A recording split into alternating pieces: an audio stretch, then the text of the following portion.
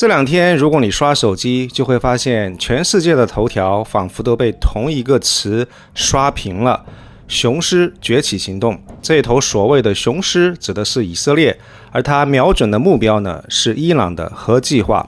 仿佛就在一夜之间，超过200架的以色列的战机上演了一场堪称外科手术式的精准打击。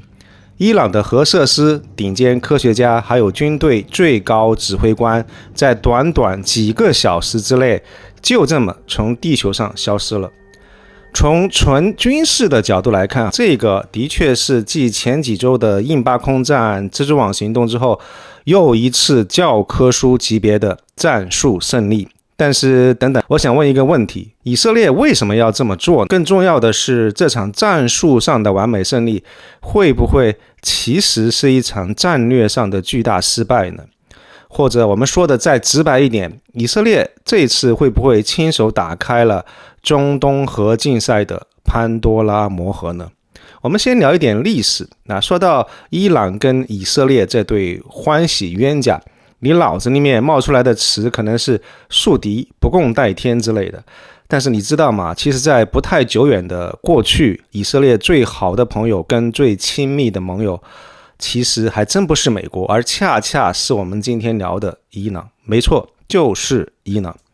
在1979年那场改变一切的革命发生之前，伊朗和以色列简直就是中东地区的黄金搭档。当时以色列被阿拉伯国家团团围住，正是伊朗给他提供了最关键的石油生命补给线，而以色列则用自己的农业技术、军事顾问乃至于摩萨德的情报来回报这位非阿拉伯世界的朋友。这样一种合作有一个非常聪明的名字，叫做外围联盟战略。所以你看，历史往往就是这么的吊诡，今天的死敌，昨天还是生死与共的盟友。那么问题来了，到底发生了什么，让这对曾经的好伙伴走到了今天这样一种你死我活的地步呢？这个不仅仅是友谊的小船说翻就翻那么简单，这背后其实有一个更深层也更让人唏嘘的恶性循环。这个也是贯穿整个伊朗核危机始终的悖论，就是以色列他为了阻止伊朗拥有核武器，他所做的所有的这一切暗杀呀、空袭呀、网络攻击，所有的这一切可能恰恰成了把伊朗推向核门槛的最大的推手。这个听起来似乎非常矛盾，对不对？一个本来为了确保自身安全的特种的作战行动，怎么反而制造了更大的不安全呢？要理解这个死亡的螺旋，我们先要看一看一场已经打了10几年的影子战争。这个战争非常的特别，它没有直接宣战，也没有千军万马，它的战场在哪儿？在网络空间，在科学家的上下班的路上，甚至可能在某一个非常不起眼的仓库里面。比如说2010年有一个叫做阵网的电脑病毒，它就像一个数字幽灵一样，悄无声息地潜入了伊朗与世隔绝的纳坦兹核工厂。它的攻击方式也堪称艺术品，不是简单粗暴的搞一个爆破，而是玩欺骗。它一边让伊朗离心机的转速失控，然后反复的在极限边缘拉扯，让这些精密的仪器和设备把自己给玩坏了。另外一边还要向控制室发送一切正常的假信号。所以我们可以想象一下这个画面，我们伊朗的工程师盯着监控屏幕，以为岁月静好，天下太平，然后实验非常顺利。但实际上呢，在他们看不见的地方，价值数百万上千万美刀的这个核心的设备，正在一台接一台的被以色列人玩坏了。阵网被认为是世界上第一个真正的数字武器，它证明了一件事情，就是代码可以跨越虚拟跟现实的边界，在物理世界造成实实在在的破坏。那如果说阵网攻击的是伊朗核计划的肌肉，那么另外一条看不见的战线瞄准的就是他的大脑了。从2010年到2020年，至少有5名伊朗顶尖的核科学家在德黑兰的街头被暗杀。他们的这个手法简直就是电影《007》里面的情节，骑着摩托车的这个枪手，贴在车门上的磁性炸弹。最让人震惊的是2020年伊朗核计划的这个总设计师法赫里扎德，据说是被一架通过卫星遥控然后搭载了 AI 的机枪在公路上被精准射杀的。那接下来是2018年现实版的碟中谍上演了，以色列摩萨德的特工跑到德黑兰的一个仓库，用焊枪切开了32个保险柜，偷走了半吨重的伊朗核计划的绝密档案。然后呢，戏剧性的一幕就出现了，以色列的总理内塔尼亚胡，他就好像开产品发布会一样，在全世界直播镜头面前展示这些文件，说伊朗从头到尾都在撒谎。所以从以色列的角度来看，他们的这些特工的行动干净利落，效率极高，就好像修剪草坪一样，定期打掉冒头的那个部分，让你永远长不成参天大树。但是正所谓世事无绝对，有一位伊朗问题专家其实说过一句话，真的是一针见血，就是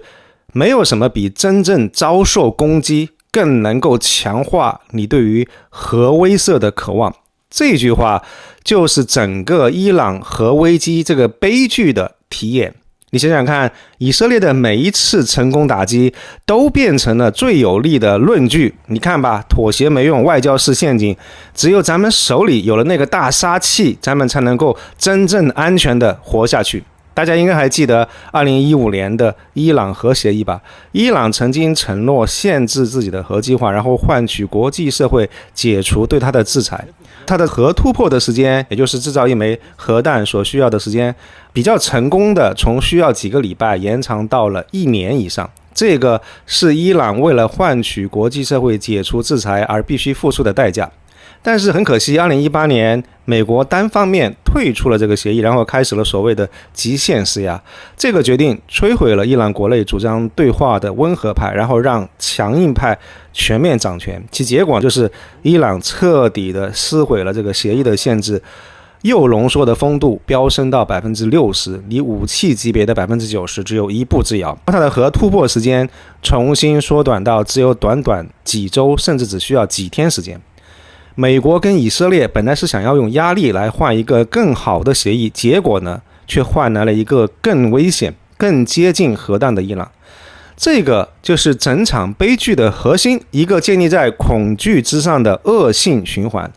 以色列所有这些行动源于什么呢？源于根植在他们民族记忆里面的对于第二次种族大屠杀的深层次的恐惧，这是一种永不再发生的生存的焦虑。而伊朗的反应则是源于对于主权被颠覆的恐惧，源于对重蹈利比亚负责的警惕。所以我们看到双方都认为自己是受害者，都在采取防御性的行动，但是从对方眼里来看，所有这些行动却都是赤裸裸的侵略。所以我们看到的并不是简单的正义对抗邪恶的故事，这是一个非常经典的自我实现的预言，这是一个悲剧性的战略螺旋。以色列的背金主义就是绝对不允许敌对的国家拥有大规模杀伤性武器，这么一个背金主义在伊拉克跟叙利亚身上似乎都奏效了，但是在伊朗这个国家，这个体量、纵深跟决心都远超前两者的这个国家身上的时候，却产生了截然相反的效果。这就好像一个拼命想要摁住弹簧的人，你越用力，弹簧急需的这个反弹的能量就越大。更讽刺的是什么呢？1979年以前，以色列是联合伊朗对抗整个阿拉伯世界，而今天变成是一个充满敌意的伊朗，反而促使以色列跟沙特、阿联酋这些曾经的阿拉伯属敌站到了一块儿。历史在这个地方画了一个巨大而又充满嘲讽意味的圆圈。所以以上这些就是以色列今天发动空袭的历史背景。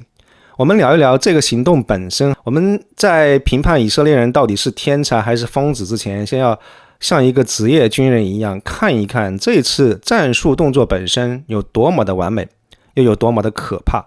3把匕首同时刺向伊朗的心脏，这一次空袭几乎完全颠覆了我的想象。传统上我以为通常以色列人做的这个空袭就会像是1981年那次非常经典的炸毁伊拉克核反应堆一样，是一次性的，目标非常单一的外科手术式的空中打击。但是这一次完全不一样，以色列的战略从切除肿瘤变成了瘫痪整个神经系统。他们在同一时间打击了3个核心支柱，第一个就是物理设施，伊朗核计划的心脏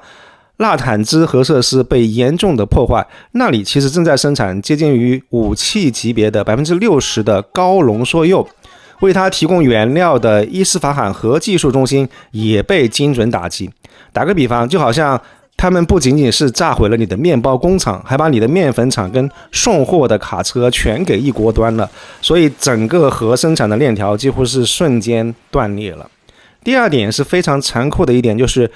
与核相关的这些人力资本的斩首行动。战争可以摧毁人家的建筑跟装备，但是只要技术人才跟这些专家还在，随时可以卷土重来。以色列显然非常明白这个道理，所以这个行动当中至少有9名伊朗最顶尖的核科学家被定点清除掉了。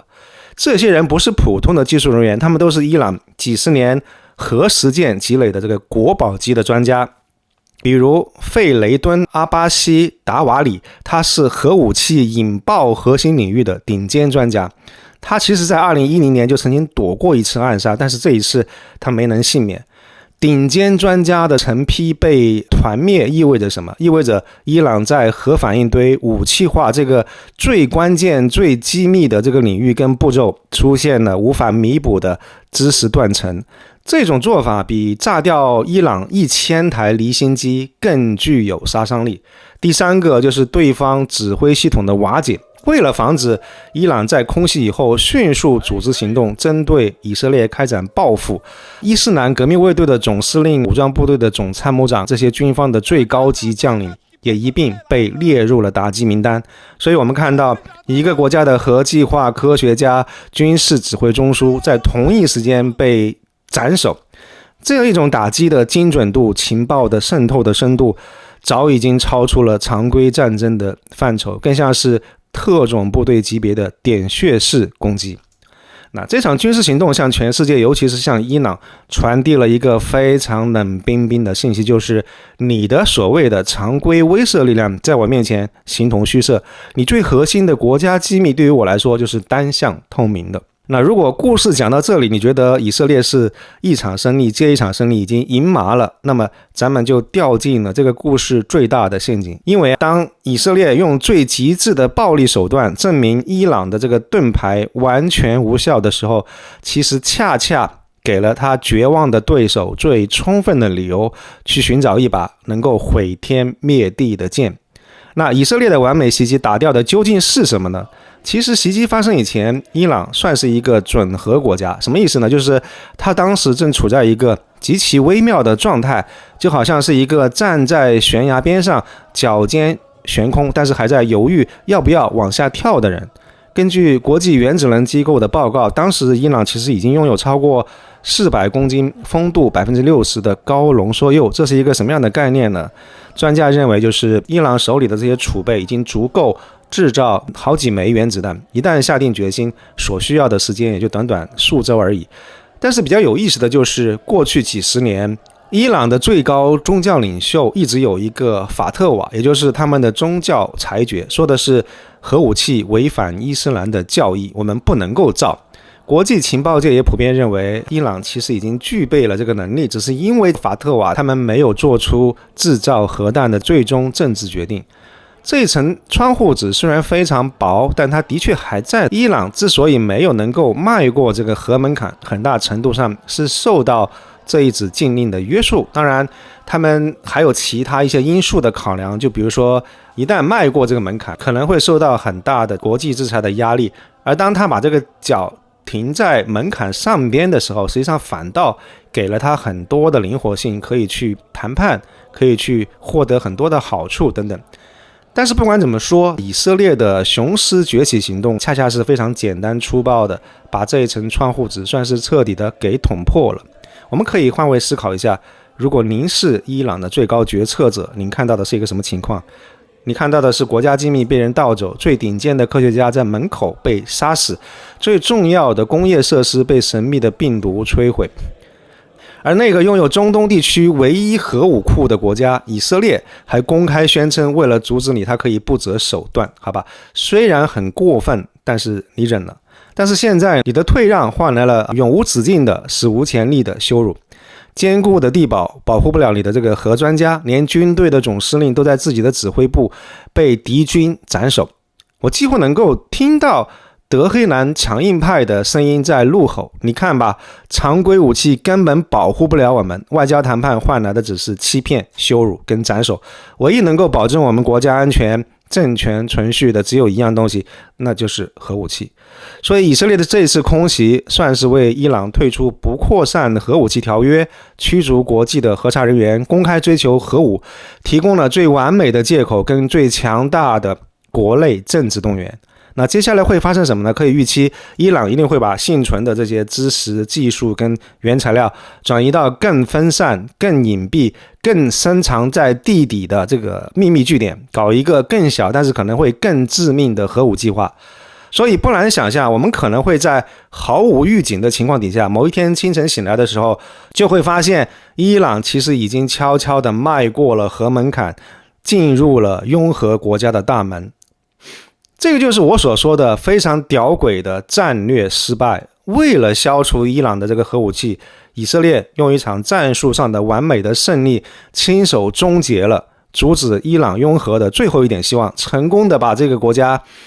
从这个核门槛、从这个悬崖边上狠狠地推了下去。当一个像伊朗这样的地区大国决议跨过核门槛的时候，它引发的这个连锁反应，这个震荡的效应将会是全球性的。美国首当其冲会被拖下水，陷入非常尴尬的境地。他虽然公开说我没有参与这个以色列的行动，但是谁都看得出来，他给以色列的行动开了绿灯。这个让他既想要拉架，但是又像是一个偏袒其中一方的裁判，里外不是人。而中俄呢，他们在第一时间强烈谴责以色列，不仅仅是为了伊朗说话，更是借机要挑战美国主导的国际秩序。所以我们看到一个中俄伊为核心对抗西方的轴心阵营会变得更加牢固。而真正最让人担忧的是中东内部的多米诺骨牌效应。一个用核武器武装的伊朗已经足够可怕了，但是你知道什么东西比这个更可怕呢？就是一个所有人都想拥有核武器的中东。伊朗的属敌沙特阿拉伯现在面临一个噩梦般的选择，要么眼睁睁地看着对手拥有核武器，把达摩克利斯之剑悬在自己的头顶，要么自己也去搞一个。沙特的王储其实早就已经放过狠话了，如果伊朗有核弹，我们自己也必须要有一个。这就好像是在学校里面，一个孩子带了一把刀来上学，为了自保，很快学校里的每一个孩子都会觉得自己的书包里面也需要有一把刀。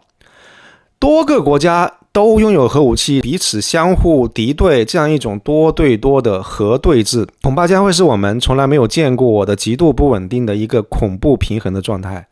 冷战时期虽然美苏之间的核对峙很可怕，但是他们好歹有热线，有非常成熟的危机沟通的渠道，有一套大家都认可的游戏规则。最关键的是，这个其实是两位棋手1对1在对弈，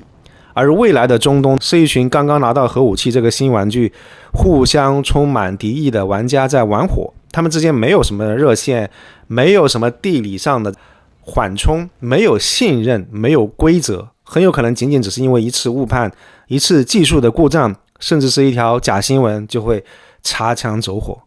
我们姑且把这个可能的混乱局面叫做中东核群殴的时代。那中美俄现在进入一个核三体的时代，本来就已经足够大家吃一壶的了。如果现在再叠加一个中东核群殴的状况的话，届时核风险将会达到人类有史以来的新高。咱们可以设想一下，如果以色列在德黑兰投下核弹，巴基斯坦为了这个穆斯林也向以色列投下核弹，把中美俄都牵扯进来，光是想一想这种局面，都会觉得这个世界会变得多么的混沌跟可怕。从这个角度来看，以色列雄狮崛起行动打掉的其实是旧时代非常脆弱的稳定跟平衡。这意味着什么？意味着我们过去习以为常的那个虽然有摩擦，但是总体上和平的世界，它的底层逻辑可能正在发生改变。所以我们面临的最大的风险，恐怕就是因为恐惧跟误判导致的非理性的擦枪走火。其实同样的这个风险现在也存在于台海两岸、台湾海峡。说到这里，我想起人类历史其实充满了很多这样弄巧成拙的故事。我们为了解决一个问题找到的办法，往往最终变成一个更大的、更难解决的新的难题。所以用简单的好人跟坏人的标签去定义一个国家或者是一场冲突，往往是非常危险的，因为每一个决策背后都会有它非常深刻的历史、宗教、文化跟国家安全的逻辑。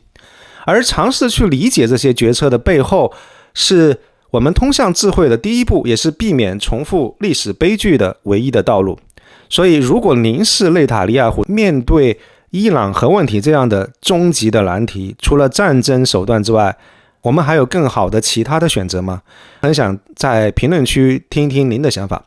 如果这期视频为您理解我们这个复杂的世界提供了一个新的视角，请不要吝啬您的点赞跟分享，也记得订阅艾森的频道，然后打开小铃铛。您的支持是我继续探索这类硬核议题的最大的动力。祝您有心情愉悦的一天，我们下期再见，谢谢。